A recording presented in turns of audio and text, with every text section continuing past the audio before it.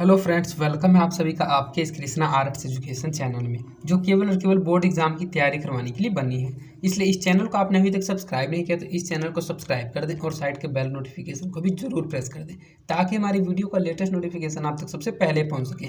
और अगर आपको इस चैनल से रिलेटेड क्लास 10th के नोट्स और PDF चाहिए तो आप हमारे टेलीग्राम चैनल को ज्वाइन कर लें। टेलीग्राम चैनल का लिंक डिस्क्रिप्शन में भी दिया हुआ है और आप टेलीग्राम एप्लीकेशन में कृष्णा आर्ट्स एजुकेशन चैनल को सर्च करके भी ज्वाइन हो सकते हैं। तो चलिए आज की इस वीडियो में आगे की ओर बढ़ते हैं।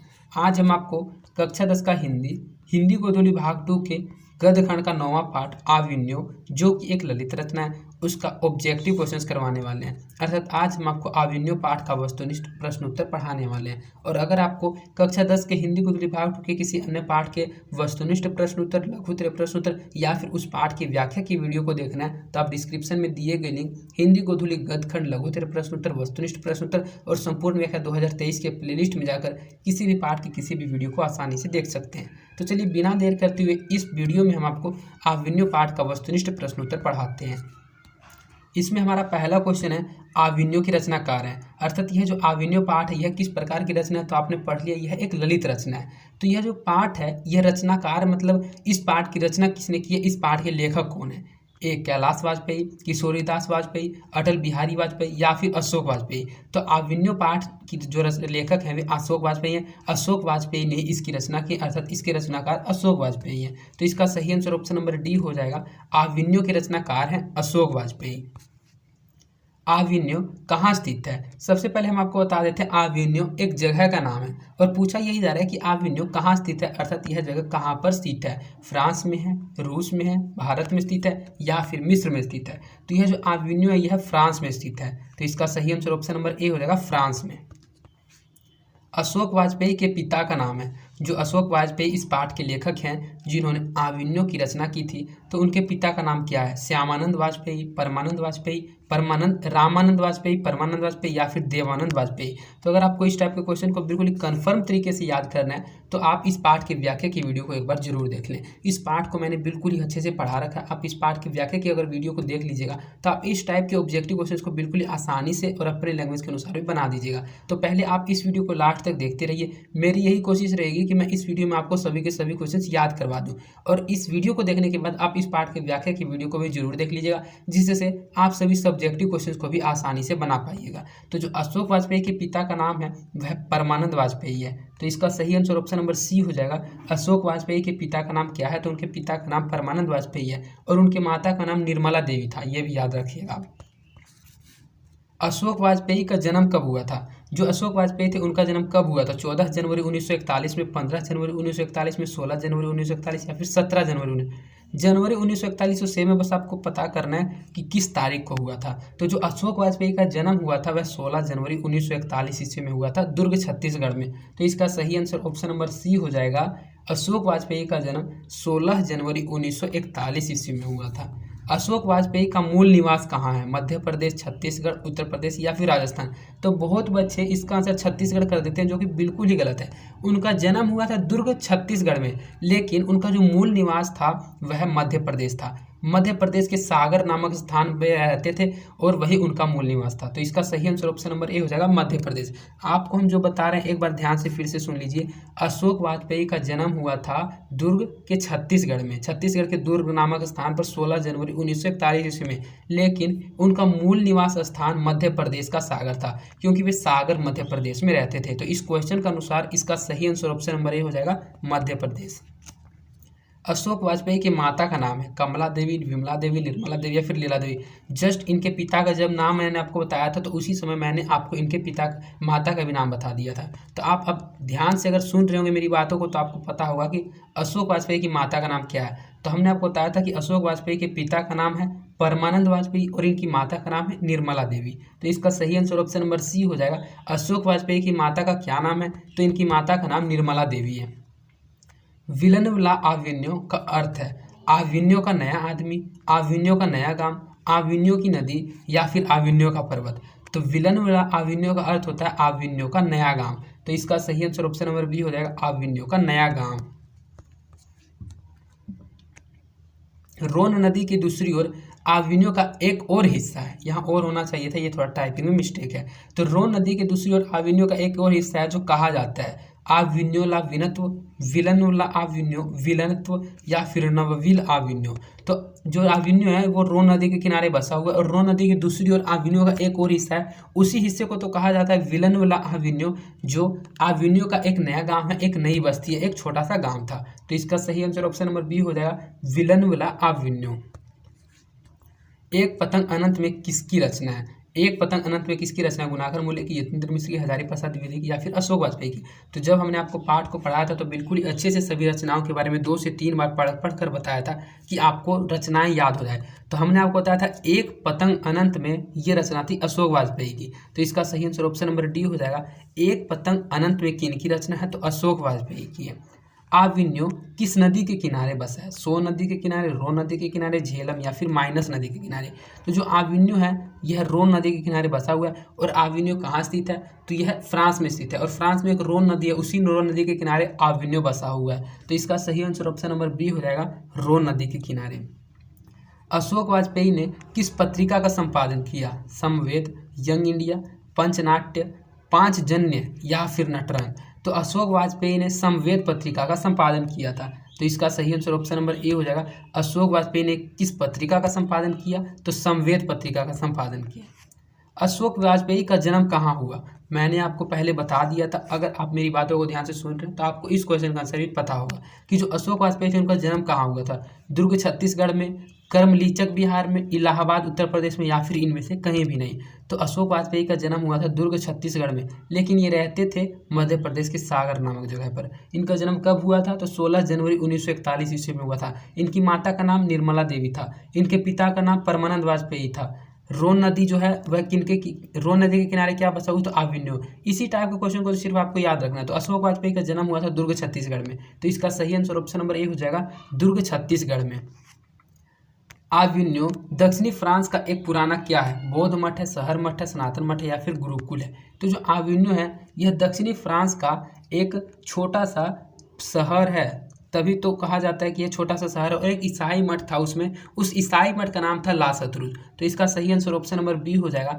आविन्यो दक्षिणी फ्रांस का एक छोटा सा पुराना शहर है। आविन्यो किस देश में है? तो इससे पहले आपने पढ़ लिया कि आविन्यो किस देश में, अमेरिका में, भारत में, दक्षिणी फ्रांस में, या फिर दक्षिणी अफ्रीका में। तो आविन्यो है यह दक्षिणी फ्रांस में और रोन नदी के किनारे बसा हुआ है। तो इसका सही आंसर ऑप्शन नंबर सी हो जाएगा। आविन्यो किस देश में है? तो आविन्यो दक्षिणी फ्रांस में है। पीटर बुक की कौन सी विवादास्पद रचना का प्रस्तुति आविन्यो में किया जाने वाला था? रामायण, महाभारत, गीता, या फिर पुराण। तो पीटर बुक की कौन सी ऐसी विवादास्पद रचना थी जिस रचना की प्रस्तुति आविन्यो में किया जाने वाला था? तो महाभारत रचना थी। तो इसका सही आंसर ऑप्शन नंबर बी हो जाएगा, महाभारत। किसने पोप की गतिविधियों पर नजर रखने के लिए किला बनवाया था? डच शासकों ने, फ्रेंच शासकों ने, यूनानी शासकों ने, या फिर एथेंस शासकों ने। तो जो पोप की गतिविधियों पर नजर रखने के लिए किला बनवाया गया था वह फ्रेंच के शासकों ने बनाया था, क्योंकि फ्रांस में फ्रेंच शासक ही रहेंगे। और वहीं उन्होंने पोप की जो गतिविधि जो उस गतिविधि पर नजर रखने के लिए एक फ्रेंच शासक ने किला बनवाया था। तो इसका सही आंसर ऑप्शन नंबर बी हो जाएगा, फ्रेंच शासकों ने।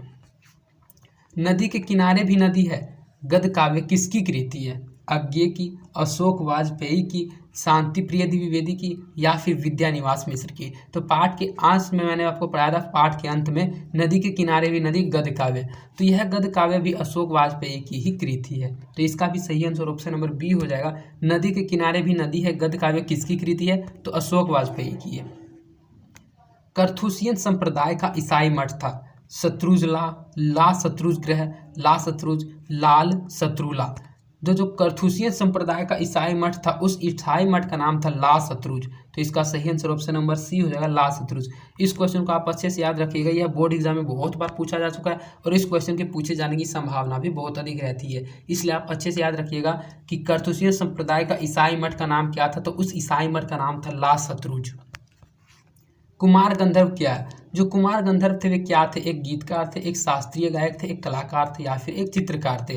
तो जो कुमार गंधर्व थे इनका मूल नाम था शिवपुत्र कोमकली, लेकिन ये कुमार गंधर्व के नाम से प्रसिद्ध हो गए थे क्योंकि ये एक प्रसिद्ध शास्त्रीय गायक थे। तो इसका सही आंसर ऑप्शन नंबर बी हो जाएगा, शास्त्रीय गायक। कुमार गंधर्व क्या है? तो कुमार गंधर्व एक शास्त्रीय गायक है। आविन्यो पाठ रचित है। जो आविन्यो पाठ यह रचित है, जो इस वीडियो का आपने फर्स्ट क्वेश्चन पढ़ा था सेम वही क्वेश्चन ये भी है, सिर्फ पूछने का तरीका अलग है, सिर्फ पूछने का बदल दिया है, परिवर्तन कर दिया गया है। पूछा यह जा रहा है कि आविन्यो पाठ रचित है, मतलब आविन्यो पाठ की रचना किसने की है? अशोक वाजपेयी ने, मैक्स मुलर ने, अज्ञे ने या फिर महावीर द्विवेदी ने। तो आविन्यो पाठ किसके द्वारा रचित है? तो अशोक वाजपेयी के द्वारा रचित है, क्योंकि इस पाठ के लेखक अशोक वाजपेयी हैं। तो इसका सही आंसर ऑप्शन नंबर ए हो जाएगा, आविन्यो पाठ रचित है अशोक वाजपेयी द्वारा। विलन्व क्या है? एक छोटा सा गांव है, छोटा सा कस्बा है, छोटा सा शहर है, या फिर एक बड़ा शहर है। तो जो विलन्व है वह रो नदी के किनारे आविन्यो का ही एक दूसरा स्थान है, और उस वह एक छोटा सा शहर था, छोटा सा शहर नहीं, छोटा सा एक गांव था। तो इसका सही आंसर ऑप्शन नंबर ए हो जाएगा, छोटा सा गांव, जिसको नई बस्ती और नया गांव का नाम भी दिया गया था। तो इसका सही आंसर ऑप्शन नंबर ए हो जाएगा, विलन्व है एक छोटा सा गाँव। आविन्यो फ्रांस का एक प्रमुख रहा है। जो आविन्यो है यह फ्रांस का एक छोटा सा क्या रहा है? संगीत केंद्र, कला केंद्र, नृत्य केंद्र या फिर श्रवण केंद्र। तो आविन्यो फ्रांस का एक प्रमुख कला केंद्र भी रहा है। तो इसका सही आंसर ऑप्शन नंबर बी हो जाएगा, कला केंद्र। अशोक वाजपेयी को फ्रेंच सरकार द्वारा दिया जाने वाला पुरस्कार है officer of the order of pros, साहित्य अकादमी पुरस्कार, दयावती मोदी कवि शेखर सम्मान, या फिर इनमें सभी। तो जब हमने आपको पाठ को पढ़ाया था तो हमने आपको बताया था कि फ्रेंच सरकार ने अशोक वाजपेयी को officer of the order of pros नामक पुरस्कार से सम्मानित किया था। तो इसका सही आंसर ऑप्शन नंबर ए हो जाएगा, officer of the order of cross. Andre ब्रेता क्या है? ये जो आंद्रे ब्रेता है ये क्या है? एक कवि है, एक कथाकार है, एक रंगकर्मी है, या फिर एक रंग संगीतकार है। तो जो आंद्रे ब्रेता है यह एक कवि थे। तो इसका सही आंसर ऑप्शन नंबर हो जाएगा, आंद्रे ब्रेता क्या है? तो एक कवि है। शहर अब भी संभावना है कृति किसकी है? विमल मित्र की, उपेंद्र नाथ अशक की, गिरिधर गोपाल की, या फिर अशोक वाजपेयी की। तो जो शहर है वह अब भी संभावना, यह एक कृति, एक रचना का नाम है, और ये रचना अशोक वाजपेयी ने की थी। तो इसका सही आंसर ऑप्शन नंबर डी हो जाएगा, शहर अब भी संभावना है अशोक वाजपेयी की कृति है। अशोक वाजपेयी ला सतलुज में कितने दिनों तक रहे थे? इससे पहले आपने पढ़ाया था और मैंने आपको बताया था कि ये क्वेश्चन पूछा जाता है कि ला सतलुज क्या है। तो ला सतलुज एक ईसाई मठ है। तो उसी ईसाई मठ में अशोक वाजपेयी कितने दिनों तक रहे थे? 19 दिन, 7 दिन, 1 महीना या फिर 20 दिन। तो उस ला सतलुज में वे 19 दिन तक रहे थे, और उन्हीं 19 दिनों में उन्होंने 35 कविता और 27 गद्य की रचना की थी। और उसी दिन, उसी जगह, उसी ला सतलुज में उन्होंने इस पाठ की रचना की थी, जिस पाठ का नाम है आविन्यो, और आप इस पाठ को पढ़ रहे हैं। तो इसका सही आंसर ऑप्शन नंबर ए हो जाएगा, अशोक वाजपेयी ला सतलुज में 19 दिनों तक रहे थे। अशोक वाजपेयी 24 अक्टूबर से 10 नवंबर 1994 तक कुल कितनी रचनाएं की थी? 5 कविता 7 गद्य, 15 कविता 17 गद्य, 25 कविता 27 गद्य, या फिर 35 कविता 27 गद्य। तो इससे पहले ही हमने इससे पहले वाले क्वेश्चन में बताया कि जब अशोक वाजपेयी ला सतलुज में रहने के लिए गए थे तो वे वहाँ 19 दिन तक रहे थे। आप इसको कैलकुलेट कर लीजिएगा, 19 दिन निकलेगा। वे 19 दिन तक वहाँ रहे थे, और 19 दिनों में ही उन्होंने 35 कविता और 27 गद्य की रचना कर ली थी, क्योंकि वह स्थान था बहुत ही एकांत और वहाँ बहुत अधिक शांति थी, और वहीं पर उन्होंने इस आविन्य पाठ की भी रचना की थी। तो इसका सही आंसर ऑप्शन नंबर डी हो जाएगा, अशोक वाजपेयी ने 19 दिनों में 24 अक्टूबर से 10 नवंबर 1994 तक कुल 35 कविता और 27 गद्य की रचना की थी। पिकासो की प्रसिद्ध रचना का शीर्षक है विलनवला आविन्यो, ला मादा मोजेल्दा आविन्यो, ला सतलुज, या फिर नदी के किनारे भी नदी है। तो जो पिकासो का प्रसिद्ध रचना था, उस प्रसिद्ध रचनों का शीर्षक था ला मादा मोजेल्दा आविन्यो। तो इस शीर्षक का नाम है ला मादा मोजेल्दा आविन्यो। तो इसका सही आंसर ऑप्शन नंबर बी हो जाएगा, ला मादा मोजेल्दा आविन्यो। अशोक वाजपेयी की रचनात्मक प्रतिभा कौन है? प्रतीक्षा करते हैं पत्थर, नदी के किनारे भी नदी है, ए एवं बी दोनों, या फिर इनमें से कोई नहीं। तो जब आविन्यो पाठ समाप्त होने को था तो हमने आपको 2 रचना पढ़ाई थी। एक पढ़ाई थी प्रतीक्षा करते हैं पत्थर, और एक पढ़ाया था नदी के किनारे भी नदी है। तो अशोक वाजपेयी की रचनात्मक प्रतिभा ये दोनों के दोनों है। तो इसका सही आंसर ऑप्शन नंबर सी हो जाएगा, ए एवं बी दोनों। प्रतीक्षा करते हैं पत्थर ये भी, और नदी के किनारे नदी है ये भी। तो इसका सही आंसर ऑप्शन नंबर सी हो जाएगा, ए और बी दोनों।